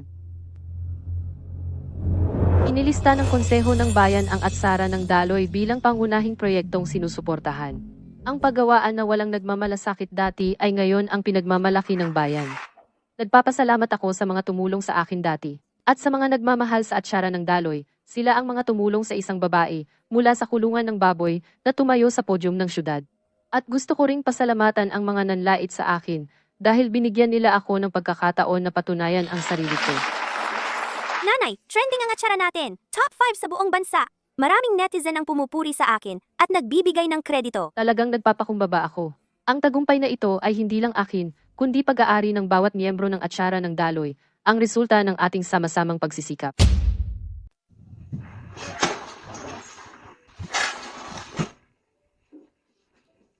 Uy nanay, bumalik na ako. Bakit ka umuwi pagkatapos ng kolehiyo? Nanay, Tulungan kitang mag-set up ng e-commerce platform. Ang iyong negosyo ng atsara ay lalago ng mas malaki. Nanay, ikaw ba ang sumulat nito?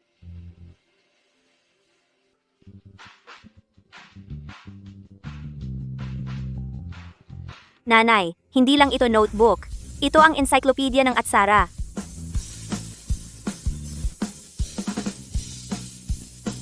Wow, napakadetalyado.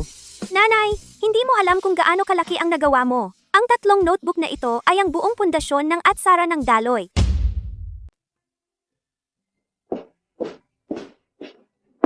Tingnan mo ang oras, kumain ka. Malapit na. Nanay, ang iyong atsara ay hindi basta atsara. Isa na itong brand. Nakita ko siyang nagpuyat, nagsusumikap sa proposal na iyon, at alam ko, ang kinabukasan ng atsara ng Daloy ay nasa kanyang mga kamay.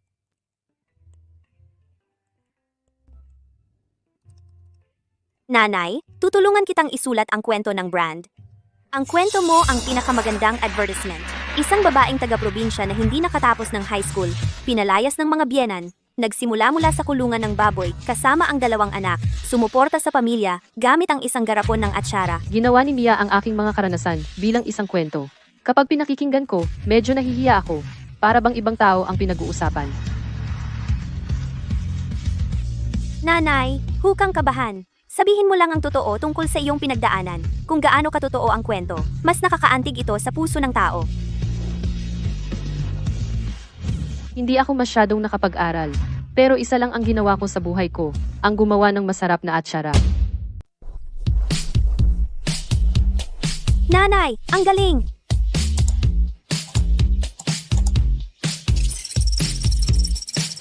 Nanay, bilis! Lumampas tayo sa 100,000. 200,000, 500,000, 1,000,000, 1,000,000. Nanay, lumampas sa 1,000,000. Nanay, 5,000 order. Nagbenta tayo ng 5,000 pakete sa 3 araw. Ang online na ito ay mas maganda kaysa sa dating paglalako ng nanay mo. Bilis, bilis! Ubus na ang packaging. Kunin mo ang 2 pang kahon sa bodega. Huwag magpabaya sa kalidad. Kahit gaano karaming order, itapon ang mga sira. Tama ka. Mas mabuti na kakaunti ang order, ngunit tiyakin ang kalidad ng ating ipinapadala. Nanay, alam ko, hindi natin pwedeng sirain ang reputasyon ng Daloy. Chloe, kaya mo nang kumpletuhin ng mag-isa ang buong proseso ng tradisyonal na 3 atsara at 3 pindot, mula sa pagpili at pagpapatuyo sa hangin hanggang sa paglalagay sa garapon at pagkuha, at mas bihasa ka sa bawat hakbang kaysa sa sinumang kaedad mo. Itong batch na ito, ikaw na ang gagawa, ikaw na ang bahala. Hindi na ako makikialam. Nakuha mo?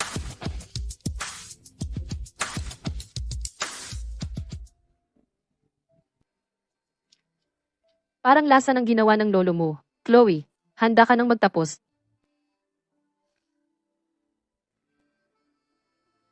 At ipinamana sa akin ng lolo mo ang kutsilyong ito. Simula ngayon, ikaw na ang 3 henerasyong tagapagmana ng atsara ng Daloy. Nanay, huwag kang mag-alala. Hindi mawawala ang sining na ito, kailanman.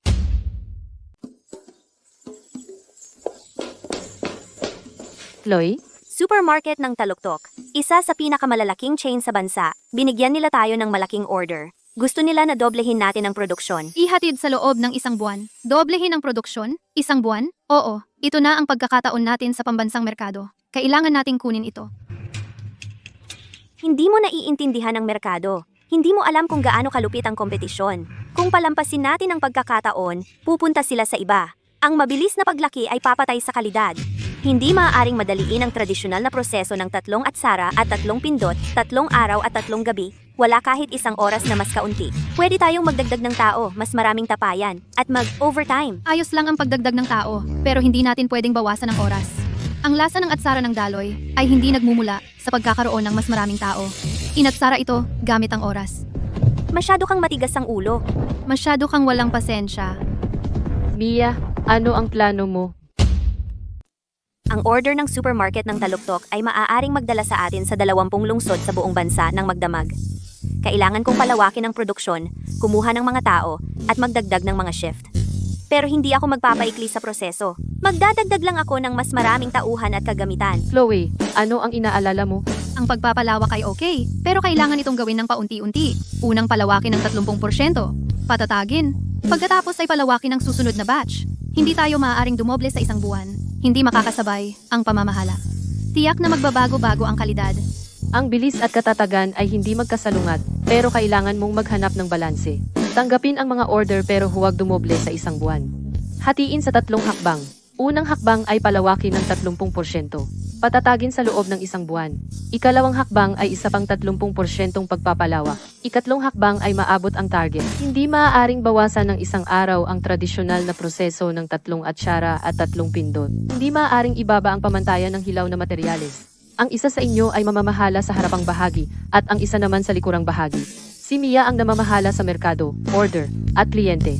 Si Chloe ang namamahala sa pagkakagawa, kontrol sa kalidad, at produksyon. Kung masyadong mabilis ang harapang bahagi at hindi makasabay ang likurang bahagi, magkakagulo ang mga bagay. Kung masyadong konserbatibo ang likurang bahagi, ang harapang bahagi ay walang bala para lumaban. Pabrika ng atsara ng Daloy 3 ay itinayo sa zonang industrial sa tabi ng Daloy. 3 taon akong nagkalkula para sa pabrika na ito.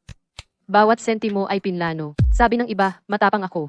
Sabi ko, hindi ito tungkol sa katapangan, malinaw na accounting ito. Matatag na pag-unlad. Nanay, ang linyang ito ng packaging ay kayang mag-package ng 2,000 pakete kada oras. Iyan ay 10 beses ng manu-manong output. Mabilis ang makina, pero hindi natin pwedeng bitawan ang manu-manong gawa. Ang pagpapatuyo sa hangin ay umaasa pa rin sa simoy ng ilog. 3 araw at 3 gabi. Kailangan pa natin ng mga kamay. Sa pamamagitan nito, ipinapahayag ko na ang pabrika ng atsara ng Daloy 3 ay opisyal na natapos. Sa sandali ng paggupit ng laso, nakita ko si Arthur sa ibaba, si Martha, si Patty, at ang mga manggagawang sumunod sa akin, na nagtrabaho sa akin ng maraming taon. Ang kanilang mga mata ay kumikinang sa pag-asa. Nakarating ang atsara ng Daloy sa kinaroroonan nito ngayon, pero hindi lang ako. Suporta ito ng bawat manggagawa, bawat magsasaka, at bawat customer. Salamat sa inyong lahat.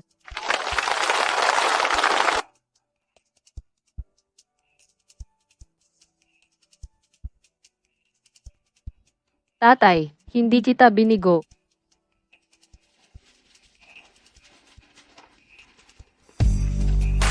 Hindi ako edukado. Pero ikaw ay. Ang kinabukasan ng atsara ng Daloy ay nasa iyo.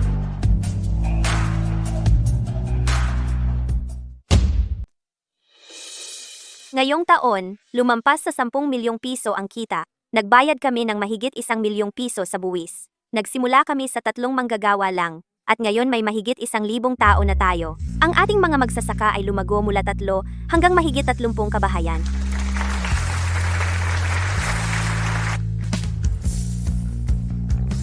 Ngayon, hindi namin hinahati ang pera base sa kung sino ang kilala mo. Sa kontribusyon lang. Sige, simulan na natin ang seremonya ng paggawad. Arthur, pinuno ng pag-aani ng hilaw na material. Ang unang nakipagtulungan sa akin. Mula sa pagpitas ng mustasa, hanggang sa pamamahala ng buong base ng hilaw na material, hindi siya nagkamali kahit isang beses. Bonus, 20,000 piso. Elena, noong dumating ka sa akin dala ang regalong basket, natakot akong masaktan ang sinuman at hindi ako nangahas na tulungan ka. Hindi ko inakala na makakarating tayo sa ganito kalayo. Arthur, kung wala ang iyong unang hakbang, walang Daloy ngayon. Martha, pinuno ng paglalaba. Wala ni isang insidente sa kalidad sa buong taon. Bonus, 16,000 piso. Elena, hindi pa ako nagkaroon ng ganito karaming pera sa buong buhay ko. Karapat dapat ka. Patty, lead sa benta. Bonus, 16,000 piso. Elena, sa susunod na taon, dadoblehin ko iyan. Hihintayin kita. Victor, supervisor sa pagtatanim. Magaling. Bonus, 6,000 piso. Salamat, Elena. Ang taniman ng mustasa ni G. Ramos ay niranggo bilang premium na batayan ng hilaw na materyales. Dagdag na bonus, 4,000 piso. Elena, magtatanim ako ng mas marami sa susunod na taon. Ganun pa rin si G. Ramos. Nag-alaga siya ng baboy halos buong buhay niya. Ngayon, siya ay isang huwarang magsasaka ng mustasa. Kung hindi dahil sa kanya na tinanggap kami noon, ang atsara ng daloy ay nawala na sana noon pa. Sa susunod na taon, ang aming target ay 16 na milyong piso. Lahat, maupo po kayo. May isa pa akong sasabihin. Iminumungkahi ko na i-upgrade natin ang base ng pagtatanim ng atsara ng daloy sa isang kooperatiba. Lahat ng manggagawa at magsasaka ay mga shareholder. Unang tuntunin ng bylaws ng kooperatiba. Walang makakalusot dahil sa koneksyon, kahit si Elena mismo. Elena, may bisa pa ba ang salita mo pagkatapos niyan? Kung ako ang nasusunod, hindi iyon tunay na negosyo. Ang mga patakaran ang nagtatakda ng mahabang tagal. Para tumagal ang atsara ng daloy, hindi ito pwedeng umasa lang sa akin. Dapat itong umasa sa mga patakaran. Mia, ilagay ang mga alituntunin sa screen. Basahin mo ang mga ito, isa-isa. Mga pamantayan ng hilaw na materyales, presyo ng pagbili, rasyo ng dibidendo, pagsubaybay sa kalidad. Bawat item ay malinaw na nakasaad. Ang mga sumasang-ayon, lumapit at pumirma, at mag-thumbprint.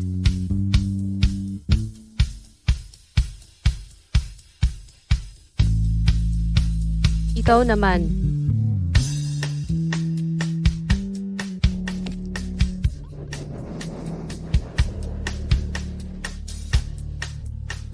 Nagkamali ako kay Elena noon, at nagkamali rin ako sa daloy. Mula ngayon, kung may lalabag sa mga patakaran ng daloy, ako ang unang magsasabi ng hindi pwede, at Mula ngayon, ang daloy ay hindi lang sa akin. Pag-aari nating lahat.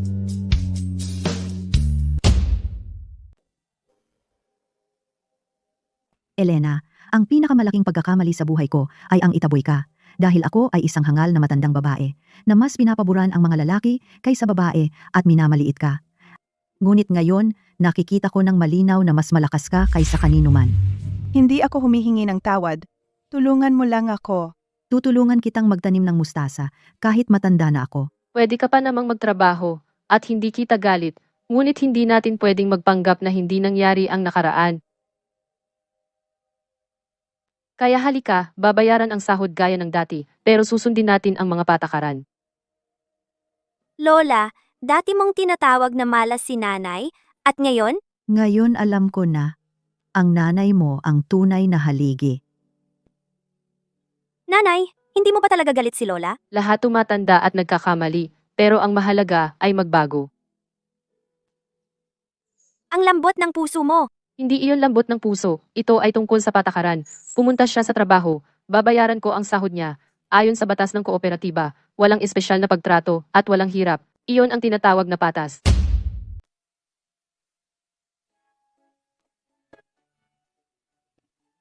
Pagkatapos ng pagsusuri ng pamamahala, napagpasyahan naming italaga si Mia bilang direktor ng brand ng atsara ng daloy. Ang appointment na ito ay hindi dahil ikaw ang aking anak, kundi dahil mula sa rehistrasyon ng tatak mga pahayag sa publiko, online store, hanggang sa makuha ang order ng supermarket ng Taluktok. Ikaw mismo ang gumawa ng lahat. Sa daloy, ang mga promosyon ay hindi tumitingin sa apelyido mo, kundi sa kakayahan mo. Nanay, huwag kang mag-alala. Tiyak na po protektahan ko ang tatak ng daloy at dadalhin pa ito sa mas mataas at tatayo ng mas matatag. Sa entablado ay may nakasabit na banner para sa kumperensya ng pandaigdigang pamumuhunan ng atsara ng daloy. At nakaupo sa ibaba ang mga distributor mula sa 20 lalawigan sa buong bansa kasama ang mga dayuhang kliyente mula sa Japan, Timog Silangang Asya, at Europa. Nakasuot at kurbata na may iba't ibang kulay ng balat, pinuno nila ang daan-daang mesa. Sa harapang hanay ay nakaupo ang isang pamilyar na figura, si G. Mendoza, mula sa grupo ng Tuktok. Iba na ang mga bagay kumpara noong ilang taon ang nakalipas. Hindi na siya mayabang. Nakaayos ang kanyang suit, na may magalang na ekspresyon, hawak ang isang liham ng layunin.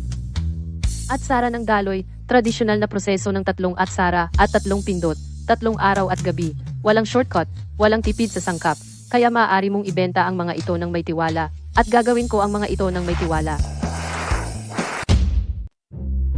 Gian, Elena, hayaan ninyo akong humingi ng tawad ng personal. Noong mga panahong iyon, sinabi kong walang halaga ang inyong tatak. Tinawag ko kayong tindera sa kalye. Nagkamali ako. Kayo ang tunay na reyna ng atsara. Ang atsara ng daloy ay nagpatunay ng lahat sa pamamagitan ng lasa nito. Pakisuyong payagan ang supermarket ng Tuktok na maging distributor ng atsara ng Daloy. Hayaan na ang nakaraan. Sundin ang mga alituntunin.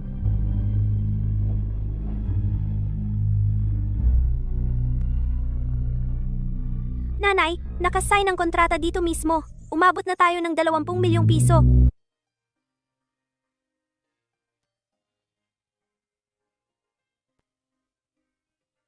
Sampung taon na ang nakalipas, dinala ko ang aking 2 anak na babae, tumayo sa tabi ng ilog ng Daloy, hindi alam kung saan pupunta. 10 taon ang lumipas, sila ay ganap ng lumaki. Lumaki na rin ang atsara ng Daloy. Iniwan sa akin ng aking tatay ang isang notebook. Pinuno ko ang 3 notebook. Mula sa magulo na sulat hanggang sa maayos na pagsulat, mula sa isang tao hanggang sa isang koponan. Sinasabi ng mga tao, umasa ako sa sarili kong 2 kamay upang maging reyna ng atsara.